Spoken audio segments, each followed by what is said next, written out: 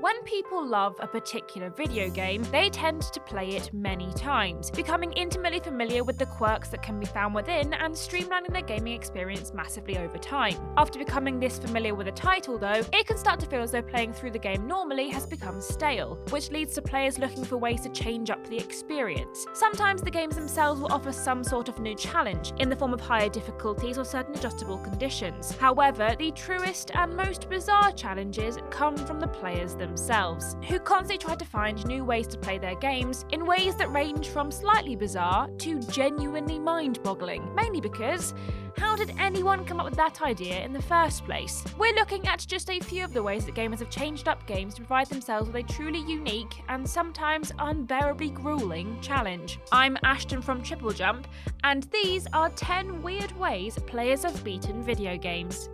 Number 10, without killing anything, Fallout 4.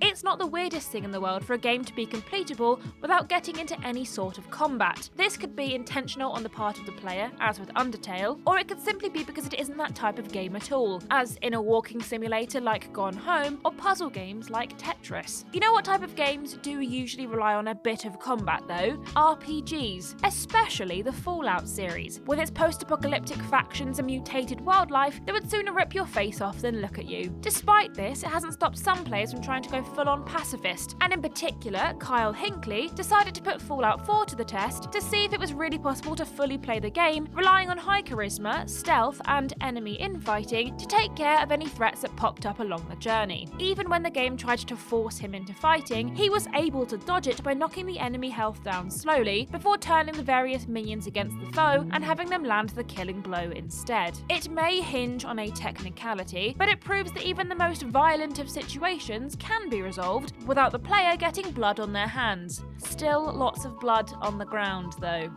Number 9, using a single slime, Persona 4 Golden. The protagonists of the Persona series become the focus of the story thanks to their unique ability to wield multiple summons at once, and the whole game is designed with this in mind. So, of course, some people have occasionally sought to challenge that preconception by using only one persona for the whole journey. In this one particular instance, someone opted to go with a slime. This persona is one of the weakest and generally useless companions, with attacks that rely on instilling fear in the enemies, which will only make them miss turns or, at a push, flee from battle, except for bosses. Also, it has no elemental attacks and is weak to fire, which is prevalent in much of the game, and the only advantage it has is a mild resistance to physical damage. The only way to make slime useful is by using skill cards to add elemental attacks to its roster of moves, and grinding to ensure that its stats are as high as possible once reaching the final boss. However, this wasn't the only challenge the player gave themselves in this instance, as they opted to play the game both on very high difficulty and solo, as soon as the game allowed for the removal of other party members. Honestly, I can only admire the commitment. Number 8, without walking, Resident Evil 2. A popular challenge amongst those who try to tackle the games in new ways is to try and do a whole playthrough without something. It could be without healing, without using any actual weapons, and instead relying on hand-to-hand combat, or ignoring any mechanic the player typically relies on. In this case, YouTuber Punchy decided to take on Resident Evil 2 without one of the most basic of abilities, walking. At first glance, this seems as though it's literally impossible, because unless you're able to find a friendly zombie who's willing to body check you through the game, how else would you move? However, there is a sneaky way to do it legitimately, thanks to the fact that every time Leon raises a gun, he shuffles forward a tiny amount, whilst raising the knife causes a small shuffle backwards. This understandably makes the game take much longer than usual, as the shuffle is incredibly slow, even with the guns that move Leon more significantly with their aiming animations, so getting across a room is incredibly tedious, even if there aren't any enemies in it. The only place this goes wrong is with the timer at the end, but it's otherwise technically possible. It's impressive that anyone would have the patience to play the game this way. Number 7, using a MissingNo, Pokemon Red. Back to the world of RPGs now, and another series that people like to impose restrictions on, Pokemon. The Nuzlocke playthrough is a popular variant, which in part sees folks letting their friends go when their health fully depletes. But, as with Persona earlier, people will also sometimes challenge themselves to complete the game with one specific Pokemon, especially those that are on the weaker side. And this is one of the latter types of challenges. Something that makes this incredibly difficult right off the bat is the very nature of the strange creature that is MissingNo. This amalgamation of pixels is not even an actual accepted Pokemon, and instead is a glitch that can be happened upon in various locations. It carries along some pretty nasty properties that can screw with the game, and even corrupt the game data itself and cause it to become impossible to finish, which would obviously put a damper on a challenge run. Add to this the fact that, while it may have a decent attack, MissingNo has horrible base stats otherwise, and it's a wonder that anyone would want to put themselves through this doubly difficult trial. Number 6, without jumping, Super Mario Odyssey.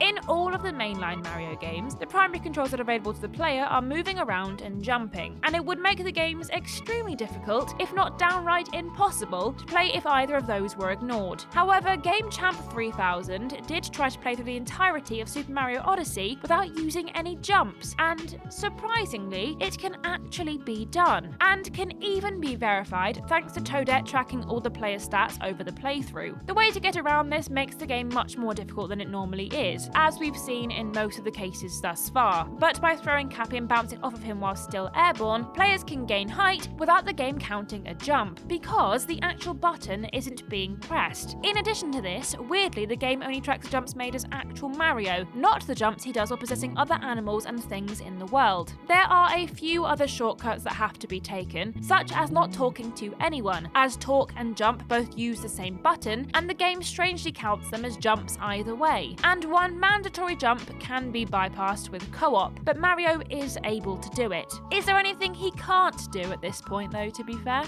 Number 5, steering wheel, Sekiro Shadows Die Twice. A decent chunk of the Soulsborne community is notorious for making the difficult games they enjoy even tougher for themselves, as well as some of them being horrible to people who play the games in ways they don't agree with, and generally being off-putting to newcomers. The number of people who feel the need to make these games harder is impressive and a bit mad, and it's unlikely that folks will ever stop hooking weird things up to Soulsborne games to prove what can be done anytime soon. If you ask us though, one of the absolute toughest challenges anyone has given themselves has to be trying to play through Sekiro Shadows Die Twice with a steering wheel peripheral, which was accomplished by K5ium. Casium? Or if we're going for Driver 3 here, Casium 5. Maybe. Not only is using a wheel and pedals to control your character a complicated concept in the first place, but link it up to a From Software RPG and it becomes even more mind-boggling. Then add to it the fact that Sekiro is often considered to be the toughest of the tough titles they've released, and it's crazy to think that anyone would even try this, let alone be able to finish the game with it. I have enough problems with a normal controller, so I think I'll pass on this challenge. Thanks. Number 4, milkshakes, League of Legends. We're moving on to some of the most bizarre things people have chosen to use and do with their games of choice now, and we're starting with a sweet one, milkshakes. Yes, strangely enough, a German YouTuber known as Maxim had the incredibly novel idea to hook up League of Legends to a collection of milkshakes and use them to control certain parts of the game. It proved to be a little too complicated to hook up the drinks to movements and other actions that are normally relegated to the mouse, so instead the shakes are linked to specific buttons on the keyboard, each of which corresponds to one of the abilities that can be used. This means that every time a sip is taken, a specific special action activates. This makes the game a complex back and forth of trying to control the character and use abilities effectively, but it can be made a bit easier by choosing a hero with a lower rate of ability use. It does put a bit of a damper on the situation, knowing they lost the match they used a strange controller in, but at least there was something delicious to drink at the end as a consolation prize. So, who's the real winner? Number 3, pomegranate, Hades. People haven't stopped at using drinks to control games though, and there are a surprising number of folks who've hooked up foods to various games and devices, either using them as controllers, or in the case of potatoes, as batteries. One in particular stands out though, thanks to just how messy it was, playing Hades with a pomegranate. By slicing the fruit into 10 different pieces, and hooking a wire from a circuit board up to each one, Rudism was able to link all of the controls of the game up to a chunk, and somehow managed to eventually get through the the whole thing using this incredibly unconventional controller. The main inspiration for this challenge does at least make a bit of sense, as pomegranates, or palms of power if you want to get an actual game name about this, are used in the game in order to increase the level of upgrades received over the course of the adventure. While these can be used to help improve the outcome of any given run though, I find it hard to believe that using a real-life pomegranate in this way would do anything but make the entire experience worse. I also wouldn't recommend eating this one after the game's done. There's no way that's sanitary. Number 2. Makeup. Counter-Strike.